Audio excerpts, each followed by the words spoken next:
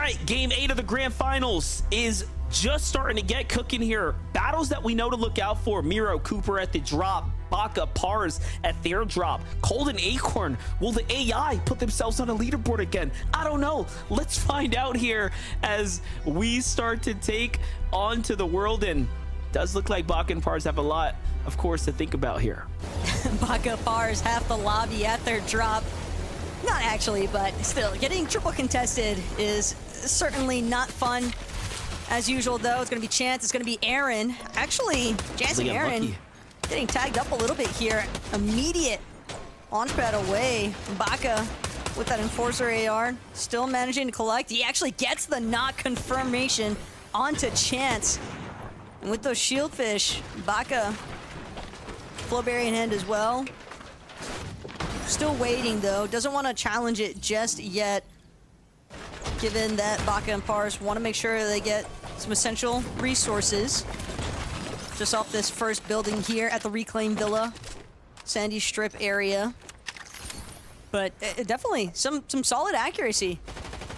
Yeah, Baka is him. He hits the tag and just looks away. Like, he knew he was going to hit the tag. He just looks away. He's like, yeah, I got that. And it's GG. Looking at the standings that they just gave us a little glimpse, this is looking like a top 10 or nothing at the moment tournament. I'm finding it extremely difficult now as teams that are from 11th and below, that they're going to have a chance to get into, you know, the top 3, because essentially these points are really starting to rack up right now. You're seeing the effects of a 1.5x multiplier essentially here on the day for all of your performances. But look at this, Baka and Pars go from one team directly into the next. They are not happy with the shots that came in just a moment ago, and they say, you know what, you're a little too close to us. They want to take that fight, but another squad jumps in. Now what is happening here? It just doesn't stop for Baka and Pars. Again, I said it last match, but it's literally just never-ending box fights with these two. They drop in a spot where their intention is to try and contest the Forecast Tower that's east of the hills from Reclaim Villa. And so, as expected, Baka, Pars just having to fend off numerous teams that just insist on challenging these two. Nobody's seemingly convinced that Baka and Pars, they might have a lot of respect from players in NA, but respect isn't going to prevent people from trying to take you out in a grand format. Ooh, massive shots. Beautiful tag. Hey, listen, you know, he's just peppering them, letting them know we're here. All right, you back off. Take a look at Snacky and Possessed. Some of these early game eliminations that they get to pick up. One on to Macwood. And I was going to say, don't tell me he's not going to get the points now. Now I'm just going to forever be wary of battles that happen on top of the NPCs on the map. Cold and Acorn starting off their game much slower than the last one here. Really just feeling out the fencing fields. But like we talked about, the amount of teams that land in this vicinity. You have Muzz and Paper who are trailing behind right now, but they're the team under the scopes right now.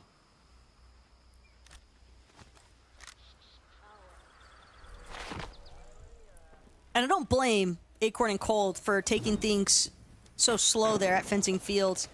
Seems they're a little bit more convinced that it's better to just wait. There's no waiting around, though, for Cooper and Miro. They want this exchange with Cam and Diminished, and they want it now. If they can find these eliminations quickly, it'll be a lot easier to handle things if a third-party situation does start to unfold. But Cam and Diminished seemingly a little bit better boxed up in terms of defending that Forecast Tower. Miro, Cooper, they recognize the fact that Cam and Diminished kind of beat them to the punch in terms of basing up around the Forecast, but that doesn't mean that Miro and Cooper aren't still going to try to challenge them for those Legion tactical grunts. They want that Forecast keycard, and I can't fault them for it. Just so impactful when you know every single zone for the entirety of a lobby. Oh my gosh. Rise. Little bit higher, and Rise rips that guy right out of this game and onto the battle bus. This is the difference for Ryzen Yamzo right here. They have this center map just on lock, but let's take a look at Muzz and Paper, who have been jumped on by NPen. Okay, so their fencing fields contested teams goes in the way of Muzz and Paper right now as they finish off NPen and Aaron pretty quickly, I might add. As soon as we jump in, the battle is over. And yeah, look at all the extra heals here as well. So this is really, really important, because not only do they have the zone on top of them, now they have this excess amount of additional resources to play with for a second here. And they're going to give it up. They're going to say, all right, well, now we got time. Let's go ahead and cap off our material, come back. Can maybe expect to see Muzz and Paper a little bit later on, more towards the combat cash exchange, because at fencing, it's one thing that they probably will have a little bit of struggles with, is getting metal from that POI. So the cash can certainly mitigate some of those woes. As Ritual NPC spawn in for the forecast tower, and Ritual take him completely uncontested. But we saw in the last lobby that even if a team has that zone knowledge, it doesn't guarantee that they'll still be a duo by the time we get to some of our closing final zones. Look at this. Cooper and Miro, very, very hesitant right now. They're like, we know we saw a duo here. Where did they go? And the AI are just walking around, right? The NPCs are walking away. So that's going to be everything they need to know at this point. And it just shows you that some teams are, yeah, they want, of course, the information from the forecast tower, but they're not willing to throw their tournament away, let alone take a potential clash with the team that has a heart to contest them at it. And they just give it up. That's, if anything, more of a surprise than I was expecting for how this is going to play out. Definitely had anticipated Cam and Aminish to duke things out a little bit further there with Miro and Cooper, but they probably know something we don't, and for them to back off in the manner that they did, likely just a circumstance where they felt they needed to prioritize getting some surge damage online and didn't want to risk finding themselves being elimed, because these players, a lot of them tend to do tons of creative, tons of box fights against each other. Cold Acorn found the perfect time to strike up against the likes of Vanillas and Convic. Convic and Vanillas, though, will manage to fall back. This is sneaky, though, from Cold and Acorn, just waiting directly outside of the vault here at Fencing Fields to see if anybody might be trying to scurry in, grab some leftovers. But Cold and Acorn, they've got to make their exit eventually. Although they do seem rather content for the time being to kind of just wait things out and really just soup up their weapons off the mod bench. And I think it's like really worth mentioning the fact that they are absolutely baiting these wood walls. Like, they know exactly what they're doing. This is intentional.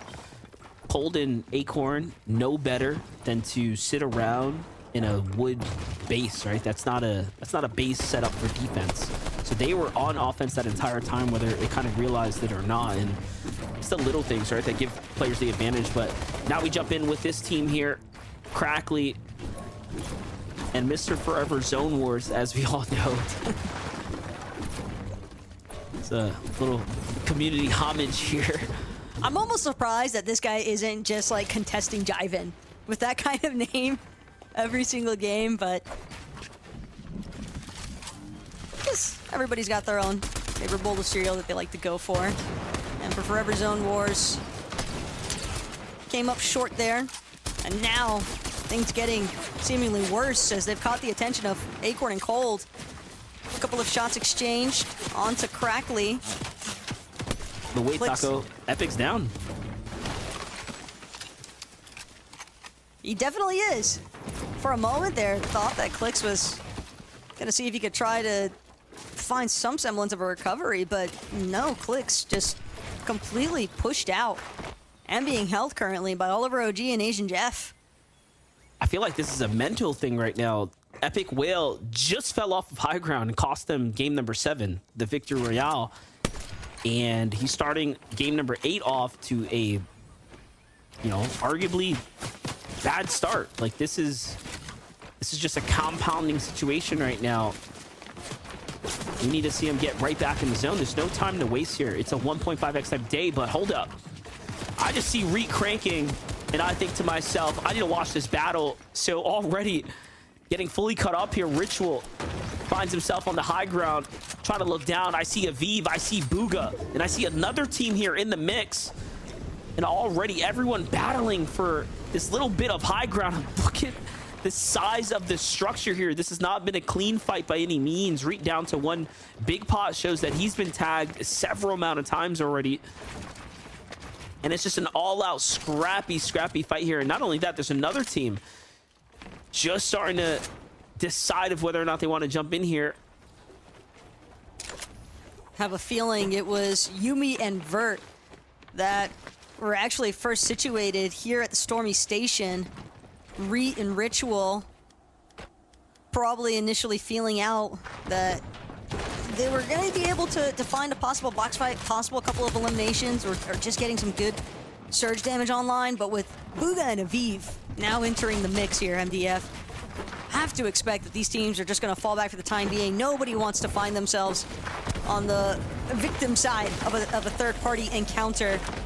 And Clix, all the while, just doing everything he can to try and survive as a solo, try and see if he can make his way to a reboot van. But with Cam and Diminish directly in front of him, grappling out, beautiful shot there out of Clix. That sniper shot might be all it takes. He's got his surge damage. Now it's a full beeline sprint towards the reboot van and just hoping that they've got enough damage out there that'll make things a little bit easier when he starts to venture back towards the zone, ideally with Epic next to him. Yeah, you can see that the team there was about to push Clix, and then something turned around, something made them make a different decision. They double back off of a knocked body, so it does seem like, you know, things just align right now for Clix here to actually give him an opportunity to extend this tournament run right now. And it's not going to be any easier, though. The time used, the time wasted, the materials, you know, invested, all of this stuff will start to compound. It'll begin to add up, and Clix is going to have to live with the decision of whether or not this is worth it this late into the stages of the early game, because we're getting right to the mid game here. For some, it might be impossible to actually bounce back from, but you can't count out someone like Clix, who seems to be determined here. For Peterbot and Boyo, now we jump in. They're absolutely situated here, fully set up. Doesn't seem like they've gotten the chance to engage with anyone just yet, and that just tells me that whoever's next to them is going to be in for a world of trouble, and it's Cooper and Miro who might be the first targets. Taco, they have max material, they have max what seems like heals and ammunition. I'm thinking they don't have enough surge. I'm thinking they will just have to face check Cooper and Miro here shortly. Peterbot and Poyo have definitely had their fair share of problems as far as that surge damage threshold is concerned, but whether or not they want to tango with Cooper and Miro, only time will tell. As Ritual, they do have zone knowledge, but they want more damage, they want more points. Elimination is going to be one of the easiest ways to find them, as Zooks just trying to do his best to scurry away from Reet here, but Reet actually does lose Ritual in the process. Pretty massive blow here. Now for Reet, he has to commit. He pickaxed him down, but no, then gets found out by Bolt, and then gets pickaxed back. It seems like, what just happened? It was looking so good for a second for Reet and Ritual, and everything turns upside down. We are seeing the collapse, the downfall now of team after team, top teams as well. Last game, Reet had to put everything on his back, and it might be Ritual who's having a tough time here as far as that duo's performance is concerned, just like it might be Epic Whale who's having a tougher time with his performance right now. So it's crazy to see how, you know, a duo really does come down to both players being in peak performance. Can't be one or the other. But for Reet and Ritual, and being a team that gets an uncontested, confirmed forecast tower every single match, for them to be so low on surge that they feel the necessity to go for those desperation box fights, and they're on fringe of zone from that position as well, by the way. Not even sure if they had been successful with eliminating Bolts and Zooks there, that it would have even been a super lucrative engagement, because sure, you would have gotten the surge, but then you're being held. We saw other teams from across the hill in positions of elevation inside of zone that have all the luxury of just taking free pot shots. So even if Ritual and Reet had managed to pull off the double elimination there, the way they would have likely been held on edge of zone, even with future zone knowledge, just seems as though a lot of their early game is being heavily dictated by the fact that they aren't contested at their drop, because they have been struggling for surge damage in Game 7 and now 8 here today. And it's not just that, that's the exact same issue they were having yesterday. When you looked at and compared the teams that had the forecast tower knowledge and the information, those teams were positioning intentionally like in the best spots possible, right, to favor the next zone. But you did notice that Reet and Ritual were consistently being on the edges, and it was most noticeable in that game where Miro and Cooper just so happened to pick it up. And I remember commentating about it because I was surprised. I'm like, look at how out of position Reet and Ritual are for a team that has the information, right? But then on the other side, Cooper and Miro set up with like max mats, all the ammunition, right, the heals. It was just like two completely different stories. Either way, they definitely want to get themselves sorted on the same page. They've got to do it soon, because the leaderboard's not going to wait for you, especially not with that 1.5 times point multiplier in effect. Keep in mind, it applies to all points, not just elimination. So sure, eliminations bumped up to 6 points each today, but so is placements. And Victor Royale netting 100 points is a very quick way to either lose or gain positioning on that leaderboard. They just singled out a team all the way on the edge, and they're going right in for it because they need the surge tags. This is like unironic. This is like actually ironic, because I was just talking about when they have the forecast hour, they position themselves so well, and we haven't seen a worse decision to jump outside the base with less surge possible. I feel like I just cast their curse Miro and Cooper so bad. That's a crazy play to make. Look, the crash pad rotate might be how did that silent. all just line up? Like, I don't even know. Everyone was looking at Cooper and Miro the moment that they entered the air. Yamzo Rise, Edgy Tavern though, getting pieced up across the river. Cooper, Miro though, on the other hand, they're gonna actually find themselves falling, eliminated by Wick and Somzi, the team that they had initially planned to pounce upon, now being the ones to eliminate them. And I was just gonna say, Death as well. Clutch solo performance there for a moment, does manage to secure at least 2 eliminations. It's worth mentioning, Death and Polarized are up at the top of the standings after that last Victor Royale.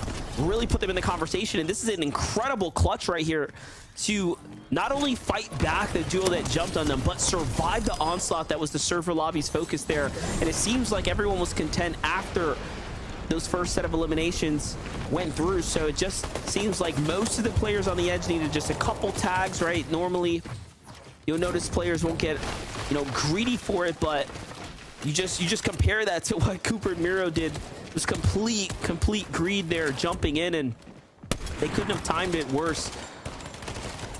Halfway greed, halfway a definite necessity, though, given that they were below on their surge, probably recognizing the fact that none of the other teams that were based up on the other side of that river were going to be willing to peak anytime soon.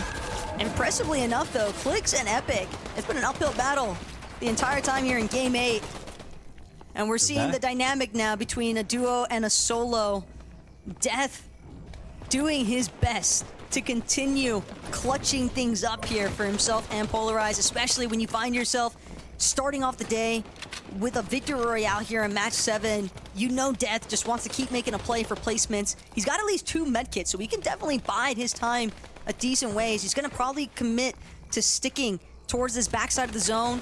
He'll get the audio cues from teams as they start using the grapple blades forward, and with this Reaper Sniper, if he can manage to connect even 1 or 2 shots, that should be enough surge for Death to just continue maintaining this low ground position and just trying to stay out of sight, out of mind from the rest of the lobby. Definitely tough situation to be in. But look at this, the Yamzo and Rise right now. Like you said, position, nestled, right? Comfortably at the moment. Have this huge runway in front of them, and